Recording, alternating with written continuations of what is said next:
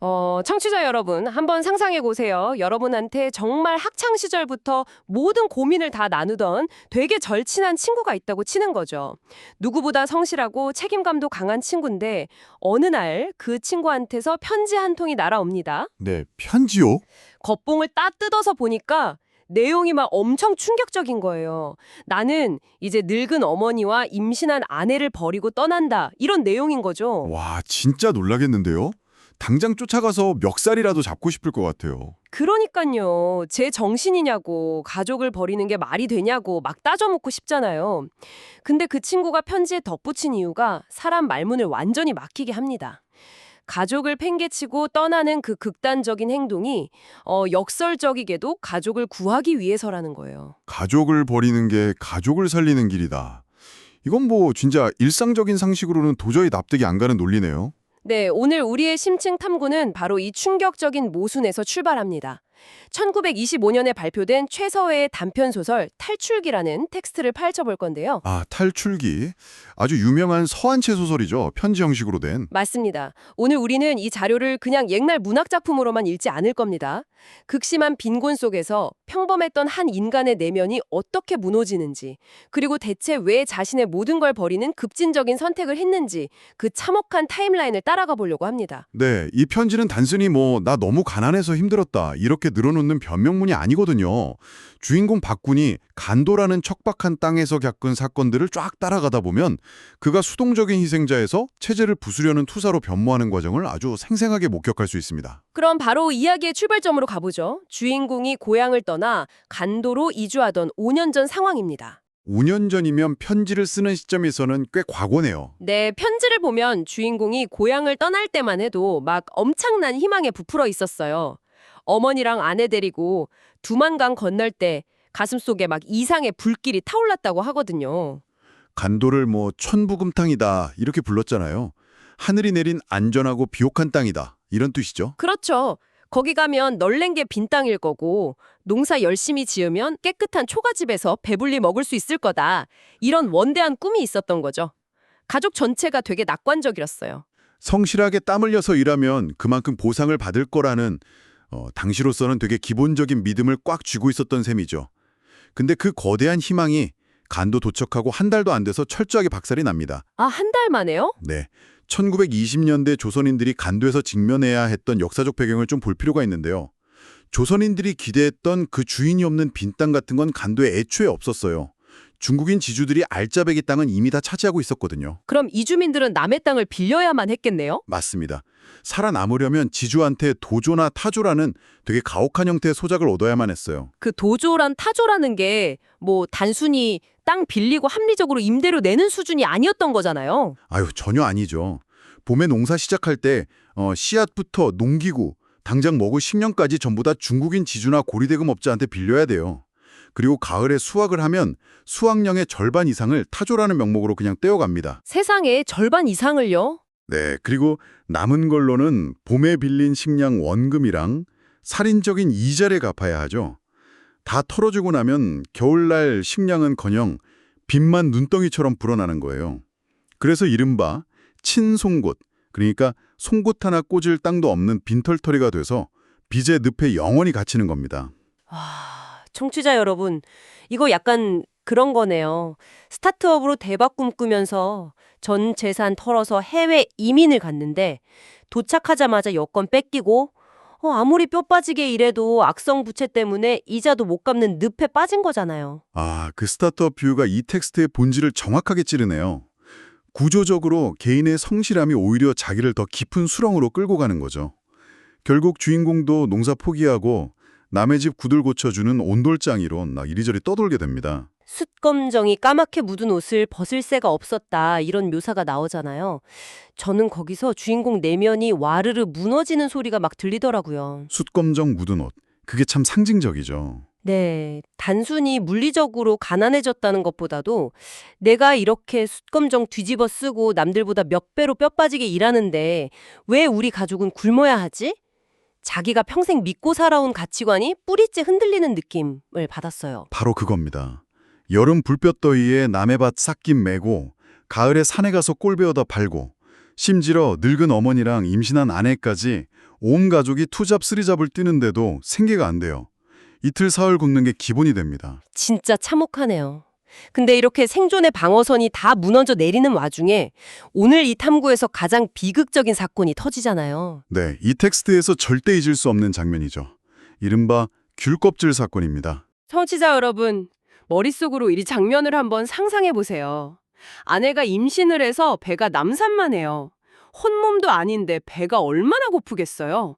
근데 하리는 남편이 지쳐서 집에 들어왔는데 아내가 어두컴컴한 부뚜막에 쪼그려 앉아서 몰라 뭔가를 막 씹어먹고 있는 겁니다. 남편 몰래 뭔가를 먹고 있었던 거죠? 네, 그러다가 남편이랑 딱 눈이 마주치니까 아내가 화들짝 놀라면서 그 손에 쥐고 있던 걸 불 꺼진 아궁이 속으로 휙 던져서 숨깁니다. 어휴, 그 순간 남편 머릿속에는 진짜 오만 가지 생각이 다 스쳤을 거예요. 사람이라는 게 극도로 굶주리면 인지 능력이 막 왜곡되잖아요. 아니 어디서 뭘 얻었길래 나랑 어머니 몰래 자기 혼자 입에 넣었지? 하고 원망이 확 치밀어 오르는 거죠. 맞아요. 속으로 어떤 년은 먹을 게 있어서 몰래 먹느냐 하면서 아내를 밉게 생각하잖아요. 그러고 나서 아내가 무안에서 슬그머니 밖으로 나가니까 남편이 그 아궁이로 다가갑니다. 식은 재를 막대기로 막 팍푹 뒤져요. 아내가 도대체 뭘 숨겼나 확인하려고요. 네, 그래서 그 대단한 음식을 찾아내는데 그게 뭔지 아시죠? 길바닥에 내던져졌던 먼지 잔뜩 묻은 시커멓게 마른 귤 껍질이었습니다. 심지어 거기에 아내가 힘겹게 베어먹은 이빨 자국까지 선명하게 남아 있었어요. 근데 귤껍질을 쥔 남편 손이 막 덜덜 떨리는 장면은 이 텍스트 전체를 통틀어서 감정선이 가장 크게 폭발하는 지점입니다. 임산부인 아내가 느꼈을 그 극도의 배고픔, 그리고 들켰을 때의 수치심, 네네. 또 남편 입장에선 그 귤껍질 이빨 자국을 딱 보는 순간 아내를 의심했던 자기에 대한 혐오감과 무능력함이 한꺼번에 파도처럼 덮쳐오는 거죠. 오죽 먹고 싶었으면 남이 씹다 버린 귤껍질을 주워 먹었을까 이러면서 남편이 자기를 간악한 놈이라고 엄청 자책하잖아요. 결국 늙은 어머니 부둥켜 안고 어머니 나는 불효애다 하면서 엉엉 우는데 와, 인간의 존엄성이 가난 앞에서 어떻게 짓밟히는지 완벽하게 보여주는 장면이었어요. 이 사건이 서사의 아주 중요한 전환점이 됩니다. 배고픔이라는 생리적 고통을 넘어선 거거든요. 부지런한 자에게 복이 온다, 이런 세상의 격언들을 맹렬하게 의심하기 시작하는 계기가 되는 겁니다. 우리 가족처럼 정직한 사람들이 없는데 왜 우리는 귤껍질 주워 먹고 굶어 죽어라 되나? 이 질문을 던지기 시작한 거군요. 네, 이 의심이 나중에 사회 시스템 전체를 부정하게 되는 핵심적인 씨앗이 되죠. 하지만 현실은 거기서 멈춰주지 않습니다. 날씨는 매서운 겨울로 가는데 어떻게든 굶어 죽지 않으려고 빚을 내서 두부 장사를 시작해요. 산후조리도 못한 아내가 그 퉁퉁 부은 핏기 없는 얼굴로 맷돌을 돌리잖아요. 진짜 숨이 막히더라고요. 그런데 설상가상으로 날씨가 갑자기 푹해지면서 밤새 만들어 놓은 두부물이 그만 싹 다 쉬어버립니다. 아, 마지막 자본금이었을 텐데. 작가가 여기서 방 안 가득 진동하는 그 시큼한 두부물 냄새랑 젖이 안 나와서 빽빽 우는 갓난아이 울음소리를 막 교차시키거든요. 가족이 문자 그대로 아사 직전, 굶어 죽기 일보 직전에 몰린 겁니다. 뗄감도 없어서 그 쉰 두부물로 줄인 배를 채우잖아요. 결국 남편이 최후의 수단으로 낫을 챙겨서 산으로 갑니다. 캄캄한 야밤에 몰래 나무를 베어오는 이른바 나무 도적질을 하러 가는 거죠. 여기서부터 엄청 긴박해지잖아요. 맞아요. 신음하는 아내가 남편 혼자 보낼 수 없다고 절뚝거리면서 기어이 따라 나서거든요. 칠흑 같은 산비탈에서 언제 들킬지 모른다는 공포에 떨면서 부부가 그 추운 밤에 나무찜을 지고 내려옵니다. 앞이 안 보이니까 뾰족한 돌에 채이고 미끄러져서 막 나무찜 속에 처박히고 무거운 나무찜에 깔린 남편한테 아내가 다가오고 남편은 추위에 떠는 아내한테 자기 헌옷 벗어 덮어주고 산 아래에서는 어머니가 애 업고 순사 올까봐 덜덜 떨면서 기다리고요. 생존을 향한 그 처절한 발버둥이죠. 근데 이 진짜 비극은 산에서 무사히 내려온 다음에 터집니다. 목숨 걸고 가져온 그 나무 때문에 결국 중국 순경한테 발각돼서 무자비하게 매를 맞아요. 잠깐만요. 저는 여기서 너무 화가 났던 게 청취자 여러분도 한번 생각해 보세요. 이 사람들이 무슨 금은보화를 훔친 진짜 악질 도둑이 아니잖아요. 그냥 얼어 죽지 않으려고 나무 좀 주워온 건데 경찰한테 피투성이 되게 맞는 걸 보면서 동네 이웃들이 조롱을 한다는 겁니다. 그 이웃들의 반응이 주인공 영혼을 완전히 산산조각 내죠. 네, 막 신수가 멀쩡한 놈들이 그 꼴이다. 일자리는 안 구하고 참 더러워서 못 보겠네 이러면서 손가락질을 하잖아요. 이때 주인공 머릿속에서 이 사회를 향한 어떤 마지막 끈이 탁 끊어져 버린 것 같아요. 예, 빈곤이 만들어내는 가장 끔찍한 사회적 병리 현상이죠. 자기들보다 더 밑바닥으로 떨어진 사람들을 향해서 혐오를 쏟아내는 거니까요. 근데 이웃들의 이 냉대야말로 주인공을 단순한 좌절감에서 벗어나게 하는 기폭제가 됩니다. 드디어 구조적 각성을 하게 되는 건가요? 그렇죠. 뼈 빠지게 일해도 빚 만지는 지주착취, 생존권마저 몽둥이질하는 국가 권력, 서로 조롱하는 하층민들까지 이걸 다 겪고 나서 주인공이 깨달은 겁니다. 세상은 충실한 노력을 칭찬하는 게 아니라 모욕하고 학대한다. 오히려 표독하고 게으른 자들을 옹호하는 제도다라고요. 와, 그러니까 아무리 노력해봤자 굶어 죽는 이 기막힌 구조 속에서는 선량하게 사는 것 자체가 오히려 죄라는 끔찍한 결론에 도달한 거네요. 시스템이 썩었는데 톱니바퀴로 살아봐야 소용이 없다는. 네, 그래서 탈출 전후 주인공 상황을 비교해보는 게 굉장히 중요합니다. 탈출 전 주인공은 어땠나요? 전에는 매일 밤 울고 어떻게든 가족들 입에 풀칠이라도 하려고 발버둥치는 수동적인 희생자였죠. 고통의 원인을 다 자기 무능력 탓으로 돌리고요. 네, 그런데 탈출 후, 그러니까 이 편지를 쓰는 시점의 주인공은 완전히 다른 사람이 됩니다. 사사로운 눈물을 딱 거두고 이 험악한 제도의 원류를 쳐부수겠다면서 XX단에 가입해서 X선으로 향하는 투사로 변모하잖아요. 아, 1920년대 시대 배경을 생각하면 이 XX단이라는 게 당시 만주 일대에서 활동하던 사회주의 비밀결사나 무장 독립투쟁 조직 이런 쪽이라고 유추해 볼 수 있겠네요. 당시 간도 지역은 그 생존투쟁과 지주 및 제국주의에 맞서는 무장투쟁이 막 결합하는 용광로 같은 곳이었으니까요. 여기서 우리가 주의 깊게 봐야 할 건 이 무장투쟁의 옳고 그름을 떠나서 그가 가족을 버린 게 단순한 도망이 아니라는 점입니다. 아까 친구 김군이 편지에서 그랬잖아요. 가족 버리는 건 박약한 행동이다. 당장 돌아가서 가족 부양해라. 근데 이게 비겁한 회피가 아니었다는 말씀이시죠? 네, 주인공은 자기를 죽은 송장이라고 불렀어요.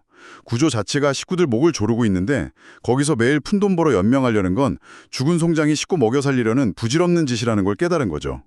그러니까 독이 풀린 우물에서 바가지로 계속 독물 퍼서 가족들 먹일 바에야 차라리 우물 밖으로 나가서 독 푸는 원인 자체를 때려 부수겠다. 이런 전략적 방향 전환이네요. 정확한 비유입니다. 미시적인 생존을 포기하고 사회구조 자체를 파괴하기 위한 거시적인 투쟁으로 방향을 바꾼 거죠. 개인의 비극을 사회적 차원의 저항으로 승화시킨 당시 시대상에서 엄청나게 중대한 사상적 결단이었습니다. 듣고 보니까 소름 돋네요.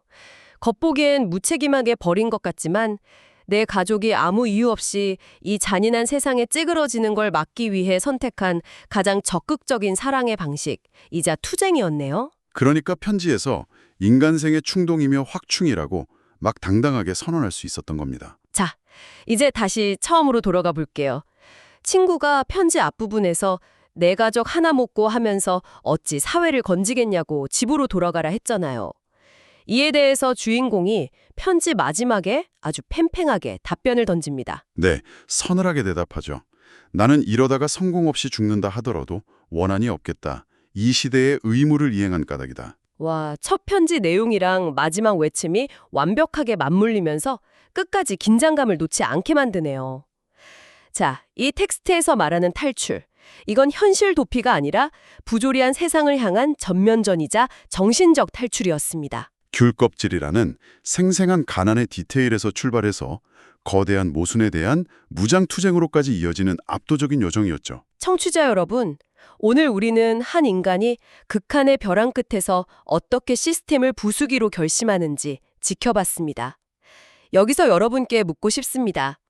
만약 아무리 피땀 흘려 노력해도 세상이 여러분을 벼랑 끝으로만 밀어붙인다면 여러분은 그저 순응하시겠습니까?